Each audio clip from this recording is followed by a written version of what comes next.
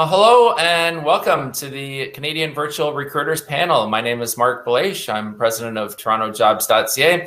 Happy to be joined by a great panel here. I just cover off a little bit of technical questions, and we're just going to give some people some time to just come on here as we see some people coming onto the platform, probably figuring out exactly where do I go and where am I going. So I just wanted to make sure to give a little bit of time, and Alex also tells me the audio and video are good. So thanks, Alex, for confirming that.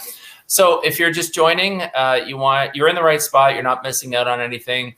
You're watching the live stage, and I'll introduce the panel here in a second. Just a couple of little tidbits of information as well. If you're having any technical issues, chances are it has something to do with your computer and nothing to do with us. So what I would suggest is, first off, close your other browsers. If that doesn't work, close this browser and then come back to the event. If those two don't work, restart your computer completely and come back to this platform. And if it still persists, put a note in the chat and someone from our team will try to help you out. If it is a technical issue on our platform, we'll hear about it before you notice it. But 99% of the time, the issue will be on your computer and not our platform. So TorontoJobs.ca is proud to present today's event in partnership with TorontoEntrepreneurs.ca. And it's also presented or powered by Event Logic with a K.ca. Also, for today's event, you want to be using a Chrome laptop, Chrome browser, and a laptop or notebook computer. You don't want to be using your phone to get this stage, because you won't be able to use all the details for it. So we have 1 hour on the panel. We do add on another 10 minutes at the end where you can check out our expo with some of our sponsors and exhibitors as well. And really not too much to tell you about on this platform, other than you are in the stage area. We do have a reception and the expo area on the left-hand side where you can navigate to afterwards. But bottom line is you'll get the hang of this pretty quickly. You can see how much time is left just above my head.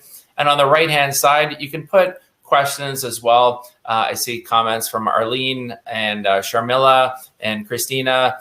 Feel free to introduce yourself. I'll give you a shout out as well. But if you have any questions for the panel, anything about recruitment that you want to chat about, feel free to post them in here, and I will moderate the questions. So thanks again for all of you for being on here. Just seeing as more people are joining up on the platform as well. So just want to make sure that everybody's found the right spot. It looks like people are coming on. So without further ado, I will introduce our panel, our well-established panel of recruitment professionals. So first up, on clockwise on my end, Rickardo Earle is research analyst at talent acquisition, research analyst talent acquisition with Hudson's Bay. Rickardo, I know. So Rickardo, thanks very much for being on. We've known each other now for a few times that have been on panels, and you've always got some excellent insight on the recruiting process. So why don't you talk a little bit about what you do and how you fit into the recruitment process?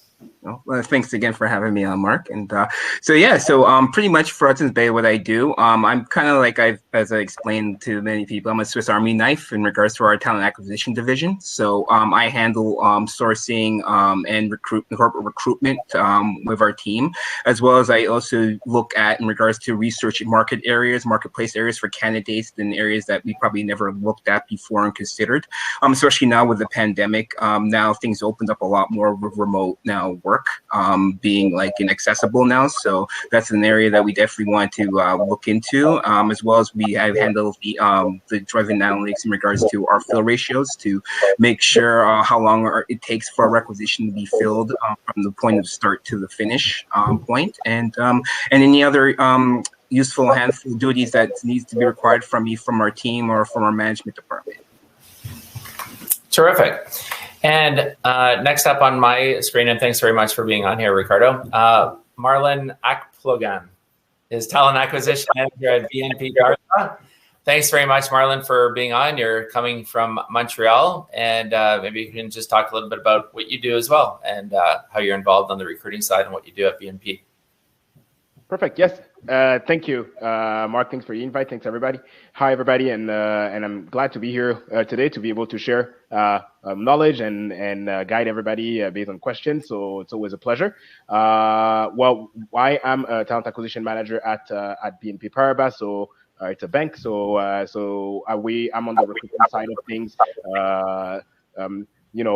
Trying to make sure that we balance what our internal client wants and pretty much the candidates. And I lead a team of 8 right today, and we're always on the go to find the best talents on the market.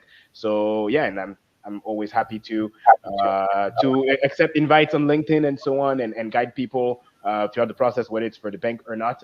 And that's what we do. That's what talent acquisition is. Also, it doesn't stop at the company only. It goes also beyond. So always happy to answer questions. Terrific. Well, thanks again for being here, Marlin. It's great feedback and information that you provide. So that's fantastic. And finally, Christine Wall is corporate recruiter at Meadow Supermarkets. Christine, welcome. And thanks for being here today. Perhaps you can give a little bit of information as well as to what you do and types of jobs perhaps that you recruit for, and a little bit about your background. Sure. I'm really happy to be here. Thank you for having me. I'm the corporate recruiter for Meadow Supermarkets. We currently have 100 locations across the United States, Canada, and the UK.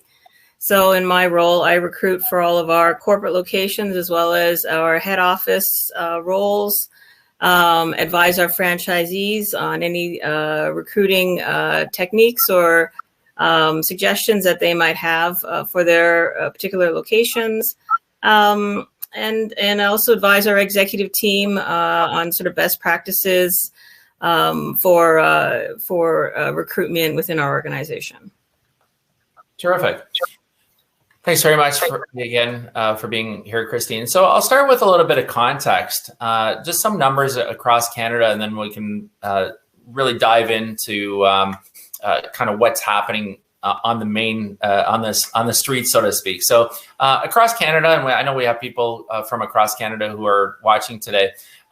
Number of unemployed people stands at 1.655 million people. Number of people working across Canada, 18.5 million. Unemployment rate for men, 6.9%. Unemployment rate for women is 8%. Now that's across Canada. The unemployment rate for youth has skyrocketed during the pandemic, 17.1%. The unemployment rate overall in Canada, 8.2%. Unemployment rate for workers over 55 years of age and older, or over 55 years, 7.2%. So actually below the national average, which usually during recessions, during issues, you get high unemployment rates for those older and high unemployment rates for those younger. So it's interesting that the higher ages have not had as big an unemployment rate drop. Province with the lowest unemployment rate, and Marlin, this goes to you, is 6.4% in Quebec. And the province with the highest unemployment rate, Newfoundland and Labrador, at over 15%. Ontario is at 9.2%. Barrie, Ontario, which is just 1 hour north of Toronto, is the city with the highest unemployment rate at 13%. And Victoria, BC, is the city with the lowest unemployment rate across the metropolitan areas at 5%. And as far as the major areas go, Toronto is 11.1% unemployment rate and Vancouver 7.9%. And I want to, before I go on, I want to introduce Denny George. Thanks, Denny, for being on here. Denny, can you hear me? Yes, I can hear you. Can you guys hear me?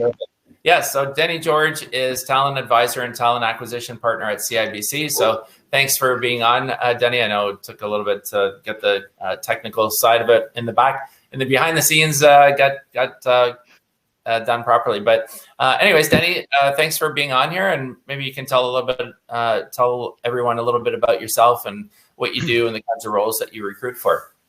That's right. Thank you for having me, Marc, and hello, Rickardo, Christine, and Marlin. Great to be in your company here. I have done for various roles in the bank. Currently, my focus is in mobile advice, which is focusing on the mortgage side of the business, which has a strong alignment to the real estate and the mortgage growth. And also, we have the mobile investment consultant roles, as well as in the past, I've hired for various other roles in the wealth management and brokerage channels and the communication and very head office based strategic roles. Terrific. Well, thanks, Denny, for that. So let's. I just mentioned just before you got on, Denny, that some of the numbers. So what's happening? What's actually happening at the street level? What's happening in your companies in terms of interviewing and are you finding candidates? Not finding candidates? What are you generally finding? So, Christine, do you want to start? Sure. I'm actually. It really depends on the region. I'm finding that in some places, so for example, we recruit for our call center in Sydney, Nova Scotia. Believe it or not, it's actually a little challenging to find people there. Whereas some of our franchisees in the United States, because I think they're a little bit farther ahead in their opening, have determined that depending on the area of the country, it's very challenging to also recruit for their particular roles. Our company, Meadow Supermarkets, we have a second company, which is an hospitality entertainment company. So that particular company has been affected by the pandemic more so than our main company. And because of that, we've actually seen, we've gone from having a ton of applicants to now having high competitiveness within the hospitality and tourism industry as the states start to open back up. Yeah. Great. How about you, Marlin? What are you seeing on the streets? So, I mean, in Montreal, unemployment rate is low, as you mentioned it. So makes it a little bit harder because we are in what we like to call a candidate market. There's more jobs out there than there's more jobs out there than there's candidates. So candidates have a choice, and we receive still, I would say, with the pandemic, a lot of areas being affected, and we receive more resumes, I would say, than the average. But not all candidates are necessarily the right candidates for the opportunity. They're just looking at more volume than the quality, I would say. So I think that's what we're seeing right now. But it hasn't changed, right? We're still trying to narrow it down to the best candidates. We tend to saw more that when we're going in other provinces to get candidates now. Toronto, we've seen some candidates from Alberta, from BC, accepting to relocate to Montreal for an opportunity because they were affected in other provinces. So we've seen that a lot.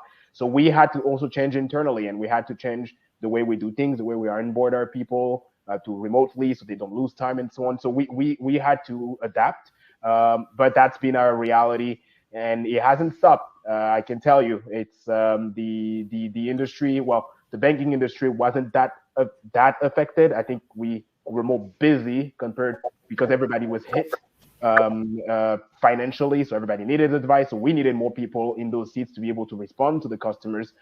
So it hasn't stopped up to today. So yeah, that's what we've seen on our side.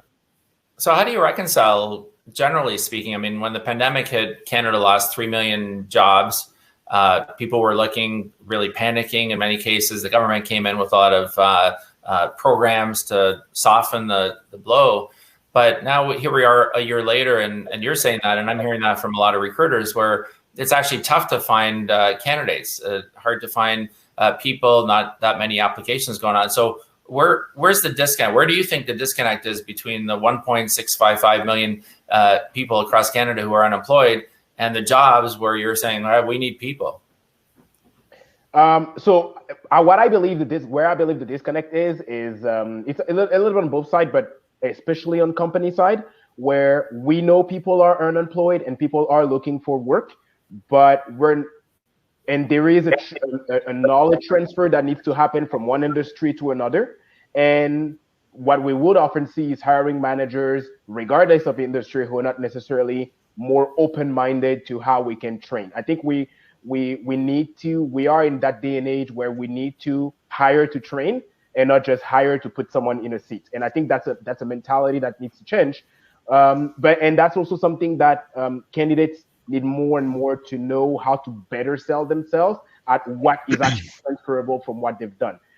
If I can give a very specific example, someone who was in retail and who wants to go and work in hospitality, for instance. I was in hospitality before, so I can tell you that definitely there are some transferable skills there, but you need to actually make the hiring manager see it on your resume, because they will not do that work.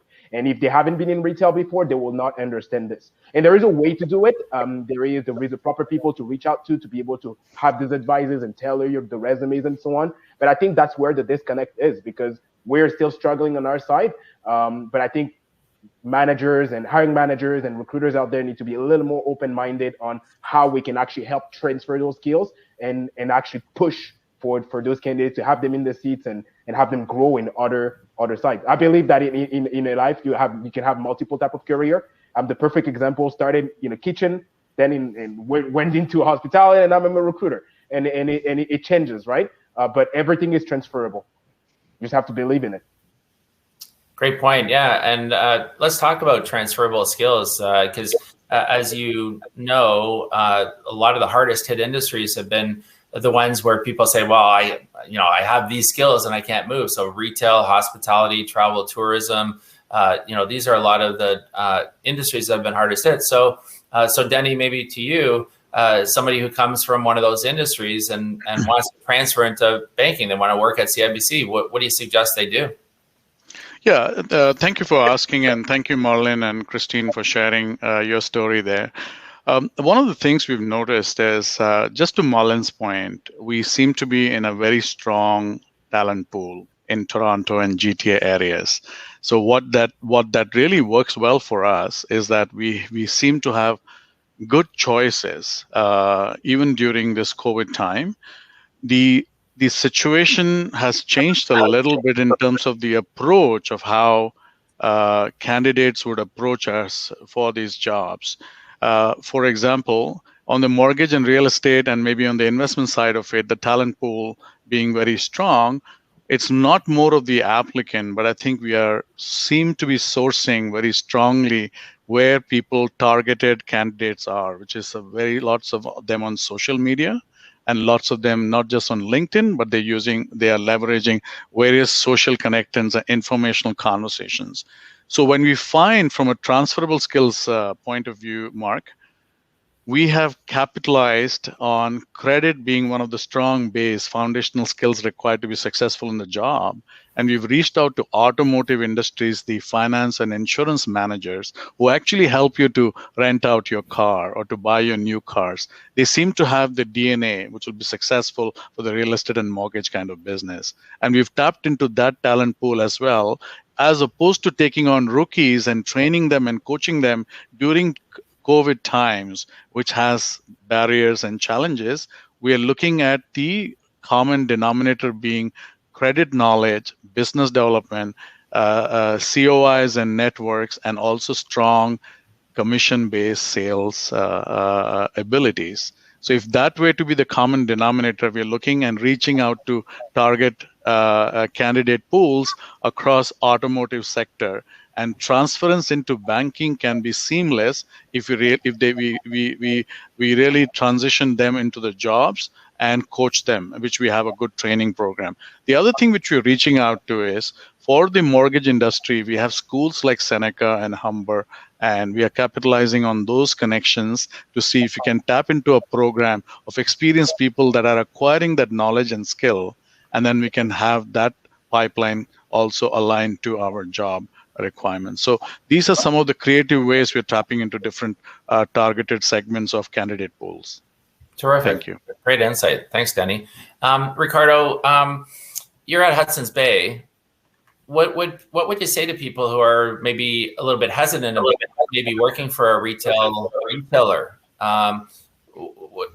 What do you say? What advice do you give them? Why would someone want to? There's probably great opportunities, but how do you convey that to them? Well, thanks for the question, Mark. For pretty much what we want to do is we want to sell a different type of branding than we did in the past. Because I know a lot of the knowledge that people have of Hudson's Bay is like, it's your grandfather's Hudson's Bay that, you used to go to when you're like 20, 30 years ago. And like we're transitioned to a point, I'm not sure if some people may have seen our marketing campaigns that we're trying to like show ourselves as more of a transcendent type of company that we're not only just evolving on the store level, but we're evolving on the online level as well, because we now introduced a new online marketplace now to rival with other good competition like Amazon, for example, and Walmart. That we have a lot of vendors that are out there locally within Toronto, for example, or around Canada now that we're now recognizing and spotlighting to let people know that there is opportunities for smaller companies, smaller businesses and designers to get recognized with our brand. On top of that, it's just the idea that, I understand that, in the pandemic and lockdowns do happen, and there's things that you can't control. But the fact that how we're evolving more to an online platform gives more of an opportunity for growth in other areas. So as Marlin was mentioning about transferable skills, that, what we want and what we're looking for agile people that are able to have that type of talent that you can spread across, that, because we know that if we bring you in this role, we want you to grow and you might find yourself in another department down the line. So, you want to bring those type of abilities into an organization that, that if you join us for this, you might not have to worry that, you're going to be affected by a pandemic because you're moving into another area that, it's going to be sustainable. So it's all about having that open mind to know that you should not just focus your abilities just in one area and field. You should understand and recognize that you can broaden yourself within the company once you're in there, that you don't have to worry about being a casualty if that's the case. Great advice. If you're just joining, my name is Marc Belaiche. I'm president of TorontoJobs.ca. The panelists, Rickardo Earle is research analyst, talent acquisition at Hudson's Bay. Denny George is talent advisor and talent acquisition partner at CIBC. Christine Wall is corporate recruiter at Metal Supermarkets. And Marlin Akplogan is talent acquisition manager at BNP Paribas. If you have any questions, feel free to throw them in the event or in the stage chat. This is for you. This is your event for you to get information from a great group of recruiters here. We put this together for you. So use this time wisely. If you have a burning question about interviewing, resumes, what's going on, this is your time. I know it's tough to get a chance to speak with recruiters, so this is your chance to ask questions. So throw them in here and I will moderate the questions as they come along. So let's maybe start from really an open question to anybody, but what are your top, 1, 2, 3 bits of advice for people looking for a job? They've lost their job or they've been out of a job for a number of months. What would you say? What would you suggest to them? You guys are in the seats. You guys are looking to fill positions. What would you say if you were in those shoes? Open to anybody. Anybody want to take that question? I think Denny's answering. There you go. Yeah. I probably wanted to just not jump the gun, but probably just walk in and straight away into that question. I think one of the things that the employers are looking for is, in a crowded marketplace where the talent pool is in excess of availability, how do you differentiate from other applicants in terms of the value that you would bring even to an analyst role, right? So it's not about the cover letter, but it's about how do you differentiate with the value of skills and experience that you bring to a particular role. That's one thing. The second thing is, I would say there's a lot of people there in the job market who unfortunately have been laid off or whatever the situations have been. May I just suggest them the credibility of their experience and the value that they bring stays strong. So they have to be very centered about it, but they have to really look at other avenues besides career websites to connect. And one of the things that has worked, which I've advised and coached some of the people that has worked for them, is networking. Networking essentially means how do you build your social capital on social media sites, whether it be LinkedIn, or how do you place your resume on Indeed, or how do you actually make yourself available and respond to some of the Twitter online job portals that come by, right? When you are essentially connecting with that space of recruiting and talent managers, how you build that conversation and network with these folks becomes very critical to your success, that they can open your networks and be open to having conversations, which may lead you to get connected with the recruiter who is managing the job or the hiring manager. These are 2 or 3 strategies I would suggest works very well in these COVID times. Excellent. Great points, Denny. Anyone else? Christine? I would say go back to the basics. I recruit for positions ranging from hourly roles all the way up IT and finance. And I'm always surprised by the lack of attention to detail, especially with the resume, spelling mistakes, maybe not updating if you're using Indeed as a platform, not updating your Indeed resume and having large gaps in your employment history, not reading the job description and then tailoring your resume to hit those keywords that are in the job description. I know a lot of companies use, some sort of an ATS system. I personally am old school. I go through every single resume that I get into my inbox. But I'm amazed at the amount of resumes that don't even, I might ask an extra question on Indeed, like, how many years of experience you have in this particular industry, and they will put 5 years. But when I scour the resume, actually looking for that particular experience, I can't find it. So I think it's just starting with the basics and really looking at the little things. And if you're transitioning from, say, a hospitality to a retail position, or something that is totally different, there are a lot of transferable skills, but I would like to see them on that resume.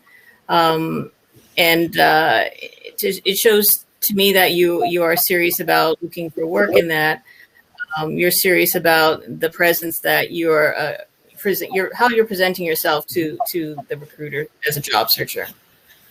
Great points. And I just want to clarify something that you said, ATS, and some people may not know what that is. So it's applicant tracking systems that companies will have. Now, it's interesting that you brought it up, Christine, because there's a perception with a lot of job seekers, and one friend might tell another friend and might tell another friend, and it gets changed and morphed a little bit. But the reality, you said it, that you look at all resumes and emails coming in, and you look at it, as do I.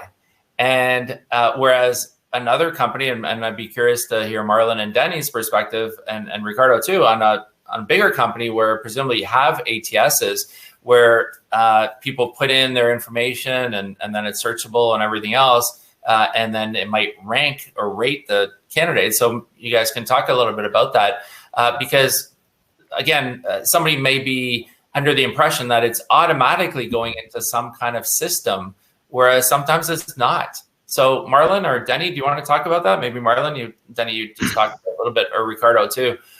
If you have an ATS, what does it appear? What do you see from the other end? Marlin, go ahead. I'm gonna jump on this one, but I think Rickardo probably has a better answer because he's a sourcer too. But I mean, the reality around searching for a role is what I always say when I'm coaching candidates is it's looking for a job is a full-time job. Okay, if you that's what you got to mind yourself. Okay, you have to wake up every morning. You have to start with those resumes. You have to have a tracker. You have to track where you applied, how long did it take, did you get a call back, and so on. Those are the first thing. You got to be organized, just like it was a project. And then the next thing around looking for a job is don't just look at contacting the managers that are work in there. Everybody's doing the same thing. Everybody's sending emails to the recruiters. Everybody's pinging everybody on LinkedIn. what I do, and my biggest advice is, who did you go to school with? Is there anybody you're connected with on LinkedIn? Is there anybody that in this company actually went to the same school as you, where you can actually just ping them and say, hey, I went to the same school as you and I graduated that year? Anybody that you can actually refer, because you have something in common with them. And that way you're there to network. And it comes back to Denny's point that you're supposed to network to be able to get your net worth, if I can say. Yes. And at the end of the day, that's what it is to actually be job hunting. Yes, there is a resume and there is the applying for a job and so on, but this is the mechanic of it, but there is also the human part of it.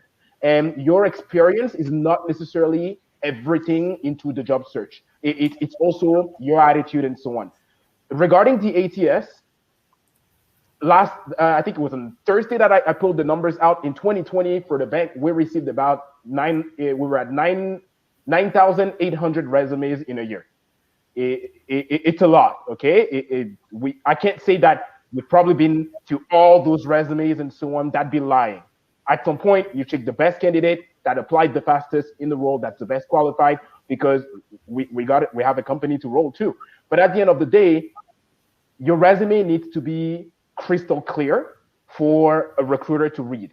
I'm lucky that at the bank we don't have the grading to the ATS and so on, and it's a choice that we did to not be filtering candidates based on what keywords and so on. So our recruiters go through every single resume.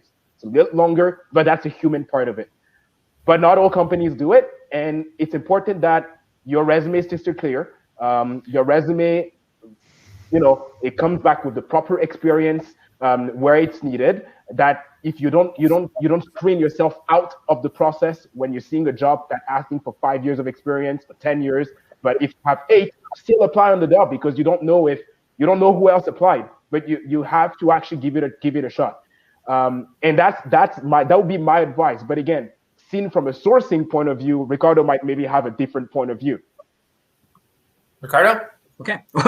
Well, all right. Well, in terms of advice, I'll jump on what Marlin was mentioning in a second. Just in terms of advice, I believe in everybody's been providing great answers. I really would say in regards to that, I'd say it's the mindset you need to have, because it's not going to be easy. Like as mentioned, it is a full-time job that you're going to be placed. I understand there's a lot of people that was unexpectedly let go, and that it's a very demoralizing thing for people, especially when you see on LinkedIn, you see people putting that they're open to work, but it took them months or a few months later to actually do it, because a lot of people identify themselves as their job, and that's the one thing that people need to understand, that your job is not you.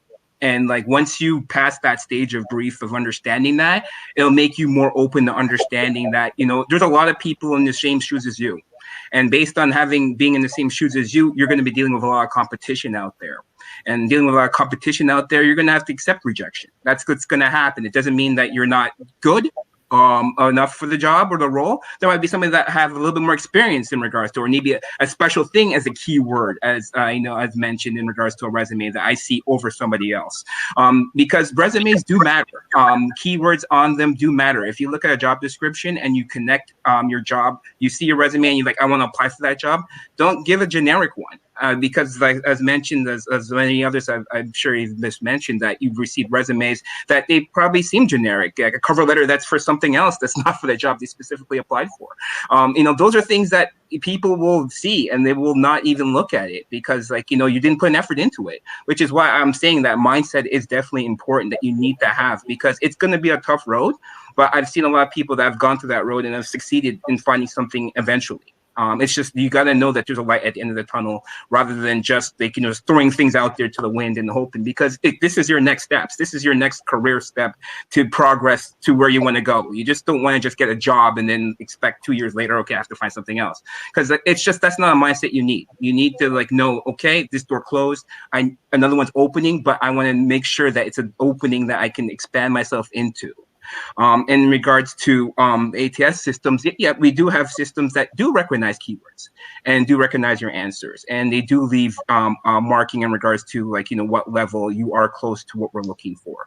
But we still look at those resumes regardless, because sometimes there's certain, as mentioned in ATS systems, that there's certain keywords they might track and they might miss. that, you just don't want to lose out that opportunity in case, because like technology is not foolproof. We can't, expect it to be 100%. So, for myself, I do make sure that I look at everything and everything. And then by doing that, at least I know, okay, I'm not missing out on something that I may have based on depending on technology that we use. But definitely you should look at your resume, look at the job description, and put the keywords in to what you want us to see. Because as Marlin was mentioning, you want to make sure that I'm not finding it. And like Christine was saying, I'm not adding the years that you are in this experience. I want to make sure it's right in front of my eyes so I can move forward as quick as possible, because I have hiring managers that have demands. They have expectations of when they need things to be filled.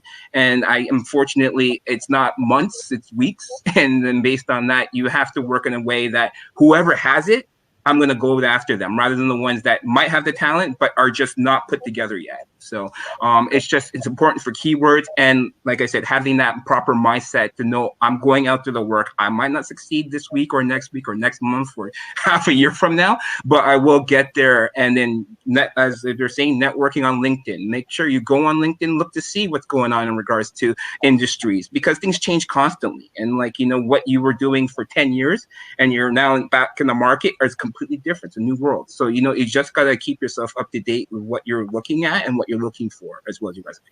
Right. Great advice, Rickardo. Thanks to all of you. We do have a number of questions here, so I want to make just add quickly on that. Sorry, if I could just add quickly on that, is volunteer your time, because job search might take a month, but it might take 6 months, and then you have to explain that 6 months gap. So, and I have seen, and I know, Mark, sometimes you do have people coming at Toronto Job and that volunteered their time. And it's super important. You have to volunteer your time because you have to say that you were doing something. And that time there will help you also open doors, and you might meet someone that knows someone. So, that's how the networking starts. A little bit harder during COVID time, unfortunately, but just throwing it out there. Yeah, great. Okay, so let's try to get to some questions here. And if you're watching, you have any questions, feel free to put them in the event or in the stage. Try to get to as many questions. Hopefully we can answer everything. I just wanted to say also hi to Sharmila, Arlene, Najuka. So Arlene has a question here. I've reached out to many recruiters and some multiple times, and they have never responded to me. How many times should someone email a recruiter if they don't respond? Is there a reason why many recruiters do not return emails? So Denny. Not because you do. I'm just throwing it out there. No. I mean, I actually welcome this question because as a foreign trained professional coming from an expatriate market into this country, I struggle from that too. So let me just address this straight away. And I wanted to address the social media component. I think it's important because I'm seeing it as I interview virtually that there is a gap of the preparation. I would say you need to appreciate and understand that the recruiting and the talent acquisitions managers are far not just busy, but they are far engaged. They are very actively engaged. It becomes humongous effort to respond to every email and every applicant. And to Rickardo's point, Christine and Marlin's point, we can have 200 to 400. The purpose of ATS was designed to calibrate and funnel in the top talent that the business needs. And for the others, when we close the position, we can decline them so they're aware they're not in the running. It may not be those individual emails that we can do. So it's not about ignoring it, but please understand as newcomers that the lines of business are far busier to not give them the personal attention to decline or say why they did not meet the requirement, right? So that becomes important. The second is, in ATSs, we do use Boolean searches, and to Rickardo's point, we do because we have to. We have to bring the top talent. But I wanted to reiterate three important things. Your resume is an extension of your personal brand, and Christine talked about it, so I don't want to flog the dead horse here. But I want to just share that your resume and how you modify specific to the job specification and the criteria is what will help that Boolean search to pick you up.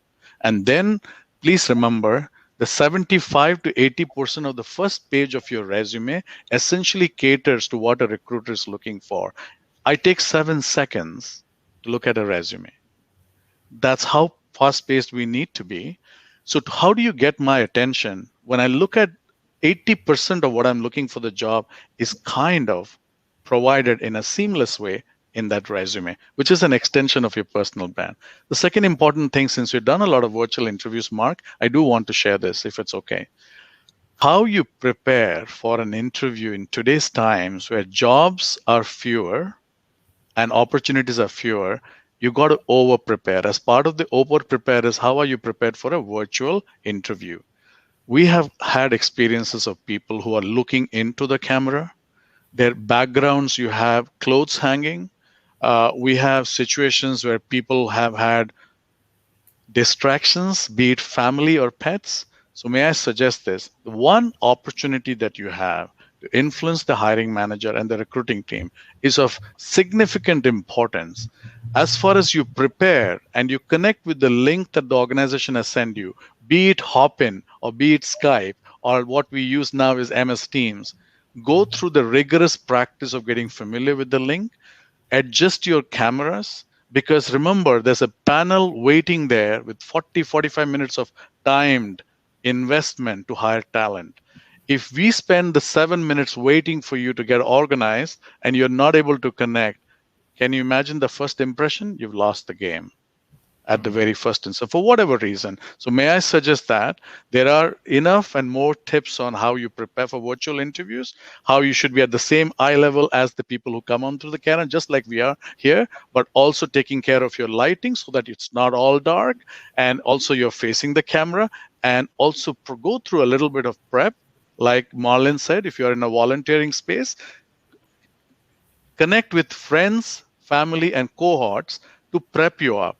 And may I suggest, because as a new foreign trained professional, I took advantage of settlement agencies who really provide job search strategies, but they also have something called mock interviews.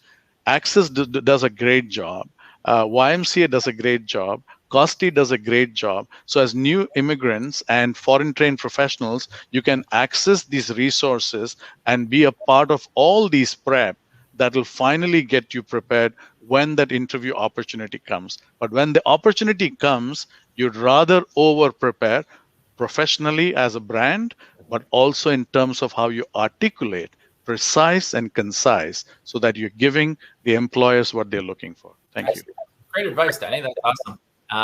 So Christine, I just want to just round out this one question here about, how many times before you get frustrated should someone be reaching out to you if they've sent the resume to you?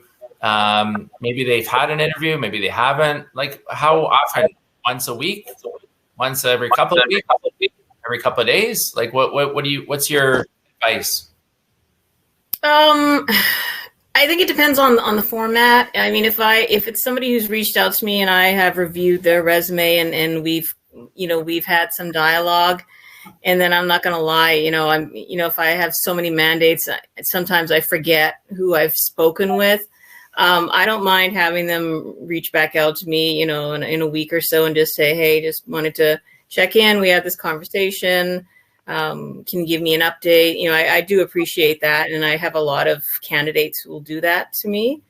If it's somebody who, if it's through LinkedIn or something and I've never, they're just connecting with me for the sake of trying to sell me their resume and it doesn't fit any of the mandates that I'm looking for, or if it's a generic message that's not really tailored to me, then I'm less likely to respond to that type of an email.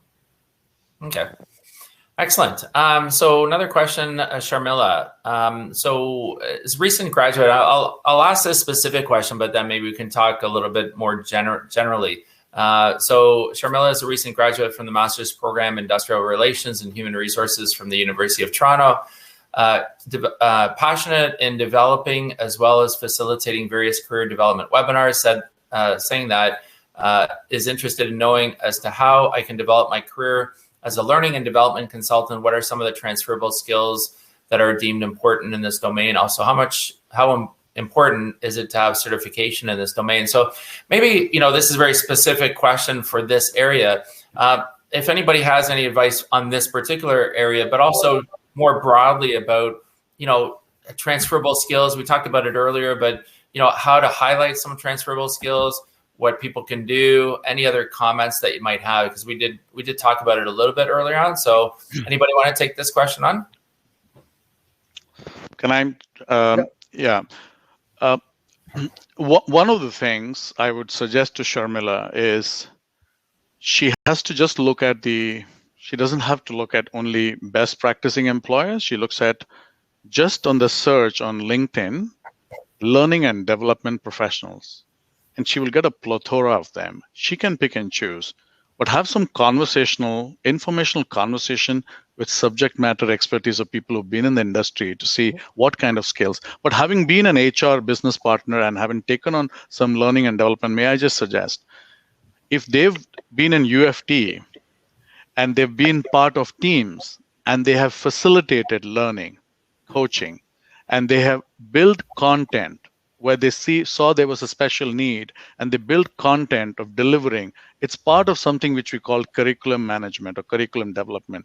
All those little facets and experience they may have had in their school adds on to something they call training need analysis. And how do you build curriculum and content? How do you set objectives? So if they have got experience in those areas, they can start building in that volunteering or other experiences that may have.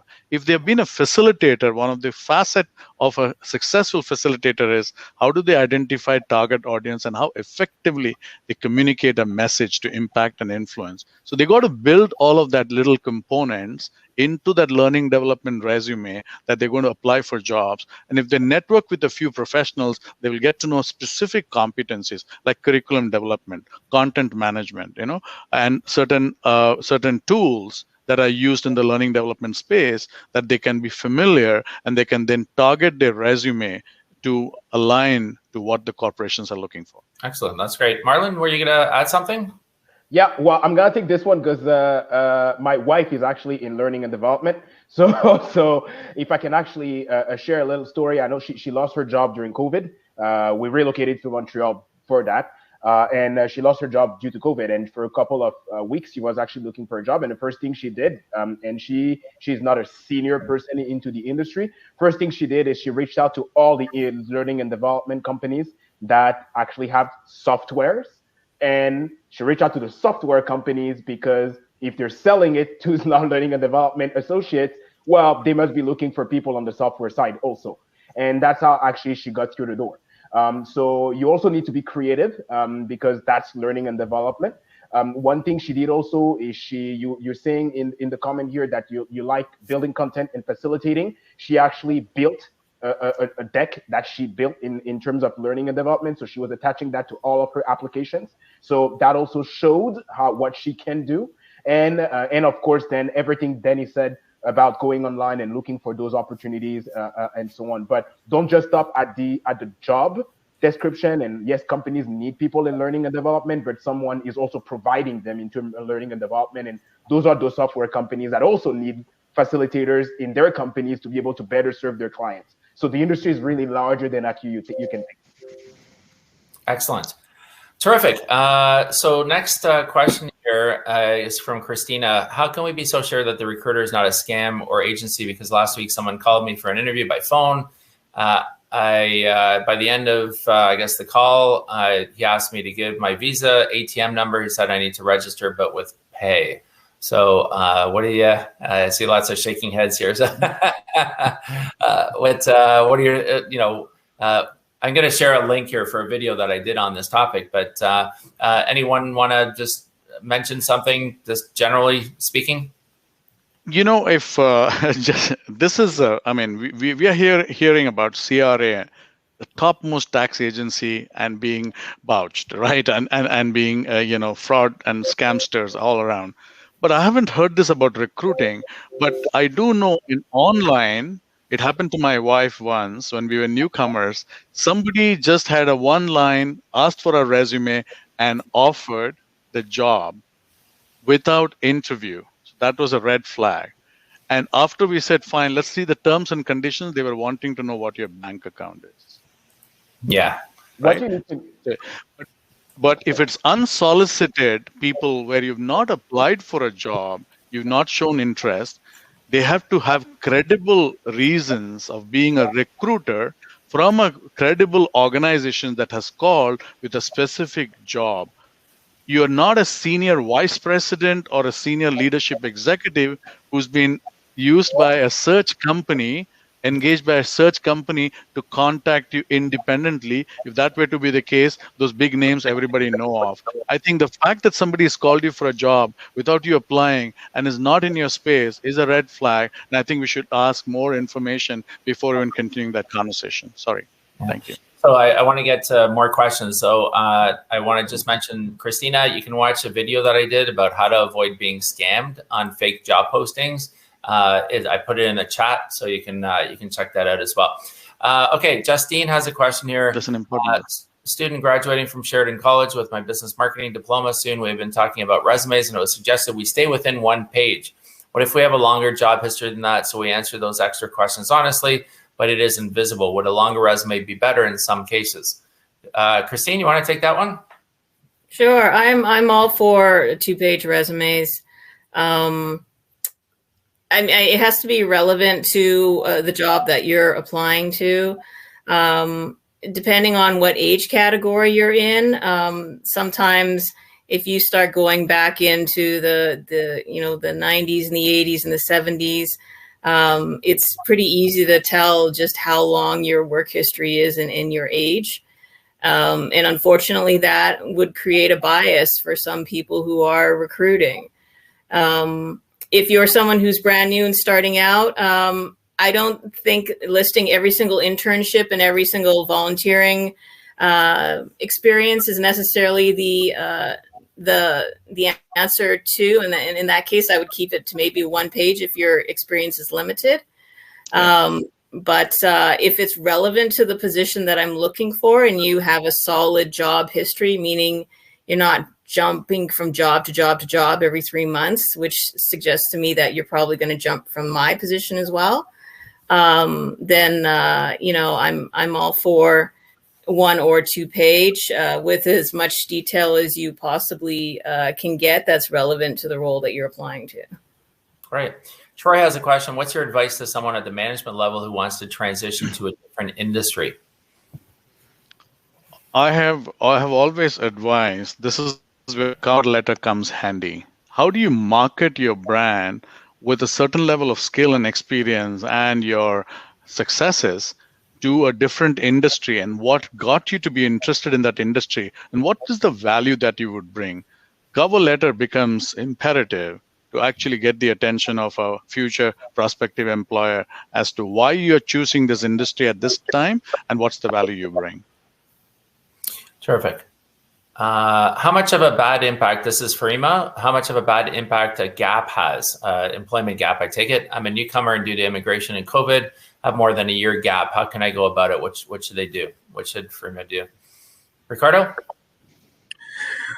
So in regards to that, it's really more of the understanding of what we've been going through that a lot of recruiters should know that in the last year that really everybody should have a pass. Like there's just nothing that really you can explain in regards, because like everybody was sitting in a situation a year ago close to like this time last year that we just did not know what was going on.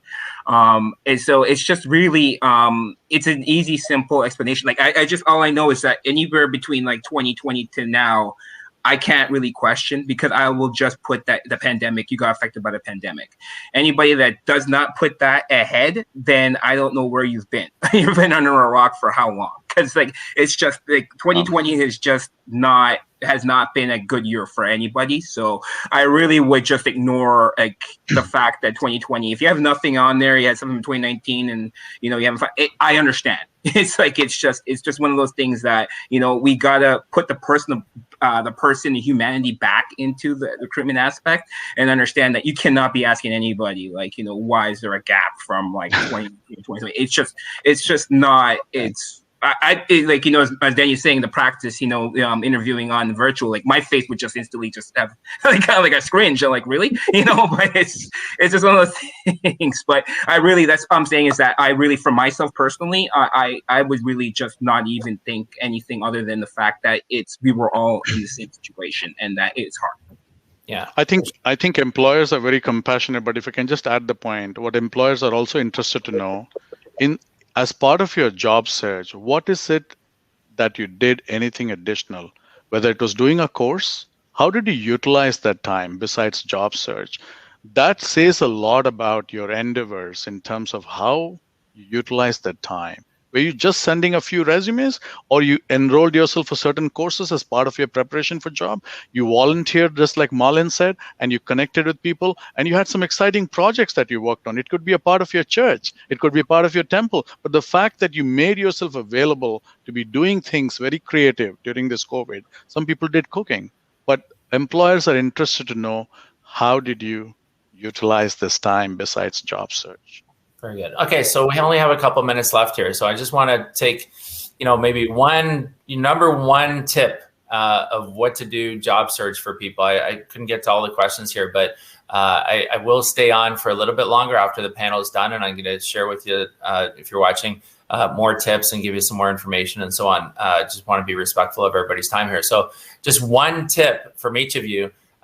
For job seekers, what should they do? If you were a job seeker, or what's one piece of advice right now that you would give? Rickardo, real quick, number one piece of advice. Okay. Be in the proper headspace to realize that every job you apply for, you're not going to get, and just be prepared for when you get that call that you're ready to go. Great. Christine? I can't say it enough. Change up your resume to really suit the job description if you really want the role. It's too easy to just hit send because something looks interesting. I can tell you one quick example. I used to work in the beginning of my career in a movie and theater. I was a manager, left that role, and my next job was working for a law firm in downtown Toronto. My in was through the mailroom. And because of before the movie theater, I had worked Office Depot in the copy department, making copies for people. And what got me past 1,200 other applicants, they told me, was the fact that I listed the types of copiers on my resume that I had used and had experience with, and they also had that in their mailroom. Excellent. Great advice. Denny, one number point. I would continue to say network. But when you network, be cognizant, be aware that your social approaches to how you network should not be very aggressive and on the face. Remember, lots of people on LinkedIn are getting lots of requests. So be very aware that you're doing it in a way which is very professional and reflects your personal brand in the right light. Excellent. 80 to 90% of jobs are found through the hidden job market, right? Never advertised, through referrals. So Denny, you're absolutely right. Marlin, to wrap things up.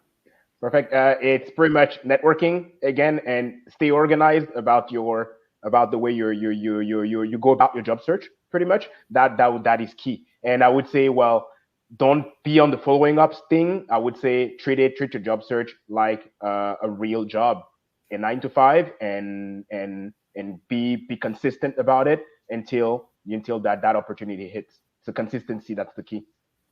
Excellent. Well, it's a full-time job to find a job, right? So it's great advice. So I'm going to say thanks to each of you. I'm going to stay on a little bit longer. I'll address some of the questions here. I do want to be respectful of your time for the panel. And then I will also share a few more points and some thoughts as to how TorontoJobs.ca can help job seekers as well. And I'll try to answer every question that's on here as well. So, but in the short term, I just want to say thanks to all of you on the panel. Just to reiterate who everybody is: Rickardo, Earle, Research Analyst, Talent Acquisition at Hudson's Bay; Denny George, Talent Advisor and Talent Acquisition Partner at CIBC; Christine Wall, Corporate Recruiter at Meadow Supermarkets; Marlin Akplogan is Talent Acquisition Manager at BNP Paribas. So just thanks very much to all of you for being on here. I do really appreciate your time.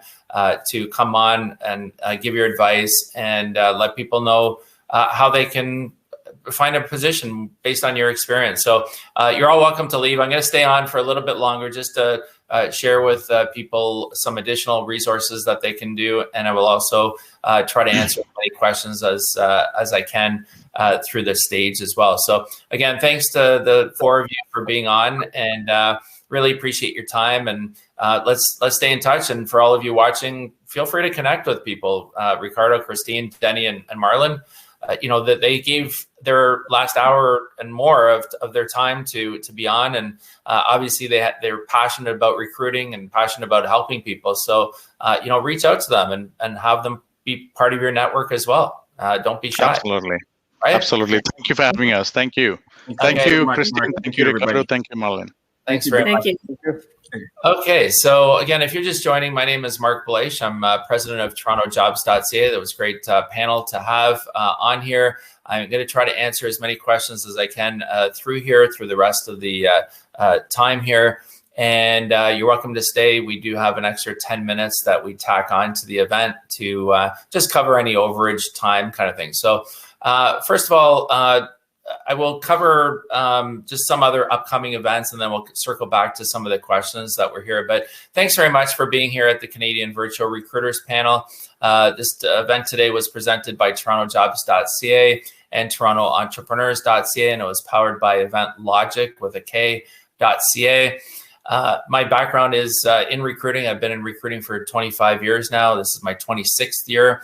Let us know how you like the event. You can certainly answer our survey. We'll be sending you a survey within 24 hours. Feel free to click on it. Let us know what you liked, what you didn't like, what we can do for the future. I want to thank everybody on the panel, of course, and also the team behind the scenes. There's a lot of people, including Alex, Rachel, Sandra, Carla, Jesse, and more. So it's a lot to put it on. Hopefully you enjoyed today's event. We do have a number of positions at TorontoJobs.ca that we are looking to fill. You can see some of the positions that are on here. I'm going to put it in the stage chat as well, so you can check those links out. We've got a lot of great jobs that may interest you as well. You can also reach our recruitment team by emailing resumes at TorontoJobs.ca. I'm just typing it into the stage chat as well. You can also check out my book called Tales from the Recruiter. The copy is right here.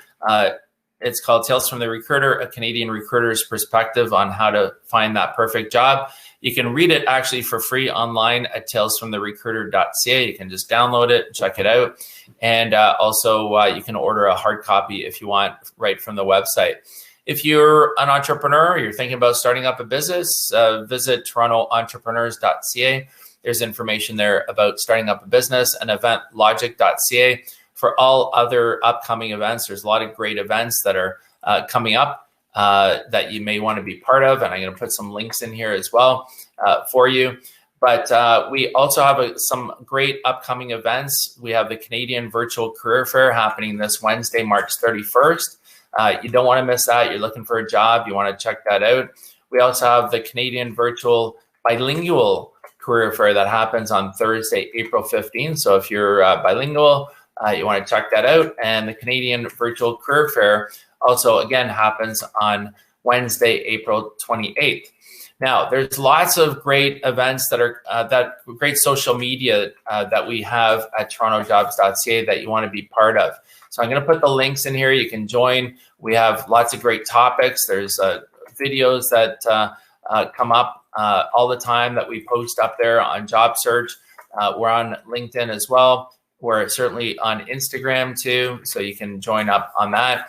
And then finally, you can subscribe to our TorontoJobs.ca YouTube channel. We have over 200 videos on there and growing every day of videos that can help you in your job search. So check it out. Lots of great topics on almost everything. We have a library of almost everything on there now. Over 200 videos, including how not to get scammed that I did as well. So I wanted to share that with you. I'm going to just circle back with some of the questions that are here. If you have some questions, still feel free to put them back, put them in the stage or in the event chat. and I'll just spend a couple more minutes just talking about some of the questions that may be here. So we talked about, hopefully everything was covered off as much as possible. We've been talking about, we talked about, Justine, your one-page question here. Christina talked about how not to be scammed. Check out that video at 7 minutes. It'll save you some time. Everybody should watch that video. It's worth it. There's lots of scams out there. There's fake postings. There's scams all over the place. Be careful, especially when it comes to job, especially when it comes to money as well. Next up is Farima. We talked about gaps. Lorraine Tien, regarding to follow up after an interview, any good strategies? I understand the time for thank you note is 24 hours, but what if no update after 1 or 2 weeks? Could we follow up again, and is this being too pushy? I would definitely suggest for sure 24 hours is a great time frame in order to apply or in order to follow up with a thank you letter. But what I would also do is if you haven't heard within a week and you feel you're a good candidate for the position and there's no issues, certainly go after it. Follow up with them again and follow up again another week after that is my take on it. Now, if you haven't heard back after the third time, chances are you haven't got to the next step. But certainly you heard some of the people on the panel say that they get 200, 300, 400 emails a day. I get that many emails a day. I work on a lot of different jobs at once. It's very hard to remember which jobs and who wasn't responded to and so on. So be a little bit aggressive. It's okay. You can, the people that email me more regularly, or at least I see them come up, I'm more likely to answer them. I do try to answer personally every single email. It is hard though to do. And for some of those recruiters that work at a company where they're working on a lot of positions, it's pretty tough to do as well. So hopefully that helps. Jermaine, this is for Denny, studying in general business from Sheridan College. My question is that, where should I focus if I'm interested in banking and investments, and what is the recruiter's criteria for newcomers in the banking field? It would have been good for Denny or Marlin to answer that question.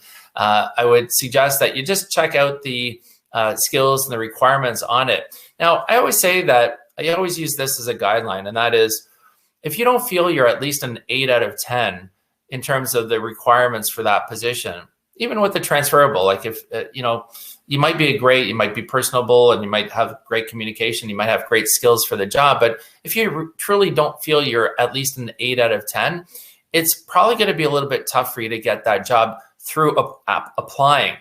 Now, where you better your chances is through a network, because sometimes you may not have all the skills that they're requiring, but because you know somebody, it can help you get in. So use your network for sure.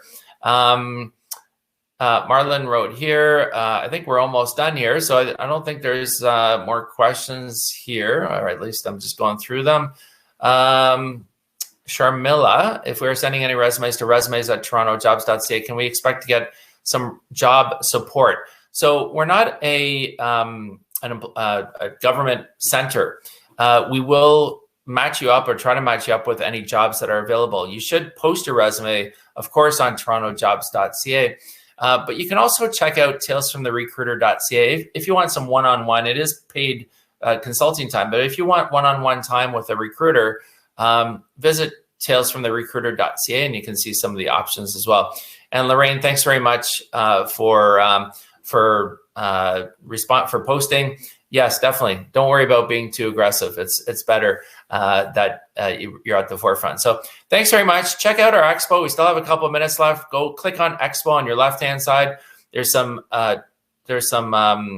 booths and sponsors and exhibitors that you might want to check out, watch some videos and so on. So thanks very much for being on here. Remember, join our social media. Connect with me on LinkedIn as well if you'd like. Happy to connect with different people. And feel free to send us your resume. And thanks very much for being on here, and wish you luck and enjoy the rest of the day. Thanks very much.